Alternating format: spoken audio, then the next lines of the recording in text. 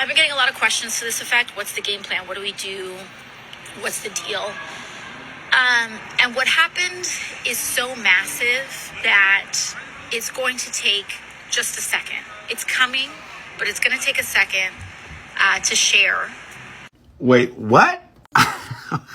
Am I reading between the lines? What happened was so massive? You see, on one hand, it could mean massive as in the things that Donald Trump is proposing will be catastrophic for the American democracy, which we've all been screaming for months. Or does she mean what happened was so massive, like some nefarious shit happened and they're investigating it? Then she said it's going to take a few moments before we can share.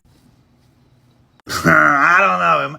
Am I reading between the lines? I don't know. Everybody on the internet screaming foul. Too many people registered. Too many people show up to vote. So many early votings for this many people to not have voted and for him to have won the popular vote. The way I see it is two possible scenarios. If there was nefarious activity and you do prove it, MAGA is not going to accept that. Civil unrest followed. If there's no nefarious activity and this is just the will of the American people, we already know what happens after Donald Trump's coronated on January 20th. And when the mass deportations and all that shit begins, it's going to trigger some really dark shit in America. And for everybody who don't believe that, it's all right. Stick around. We are in the find out portion of the show. And all the MAGA that thinks this won't affect them, okay. So I have no idea what AOC is talking about. I think she's talking cryptically on purpose because there probably is a lot of conversation happening inside the Democratic Party right now. I don't know. But what I do know is if Trump is coronated on January 20th, then shit gets dark in America soon after. And a real quick message for all the MAGA on TikTok that thought that somehow you canceled me.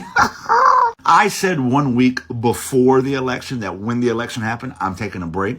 I took that break. And you interpreted that to mean that I was now in the corner crying. I don't give a fuck. The election's over. Now we're fucking planning on the next phase. You know that the majority of my audience isn't MAGA, right? It's left-leaning people. So because you're not my audience, you can't cancel me. It's cool that I live rent-free in your head. And it's cool that a few of you got some extra views off of my face in your video. But I'm here to stay, bitches.